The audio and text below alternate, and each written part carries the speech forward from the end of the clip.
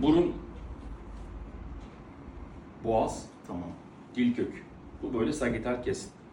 Burnunuzu muayene ettiğimizde ne gördük? Burada bir deviyasyon var. Tamam. Burada bir eğrilik var. Evet. Bu sizin nefes almanızı engelliyor. Bunu düzelttik.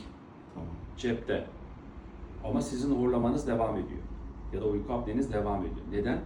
Çünkü bunun alt tarafındaki yumuşak damak, küçük dil ve bademciklerin olduğu bu dil kökü bölgesinde hala darlık ve tıkanıklık var. Ekranda şimdi görüyor herkes. Dil kökünüz iyi. Eğer en alt katta dil kökünde de bir sorun olsaydı o zaman işimiz daha zordu. O zaman derdim ki size maske tedavisi uygulayalım, CPAP cihazı verelim. Ancak sizin bu kademede ve bu orta kademede sorun olduğu için cerrahi tedaviyle düzelebilir. Sadece burunla değil, mutlaka küçük dil, bademcik ve o dil köküne doğru uzanan o lenfoid yapıların temizlenmesi lazım.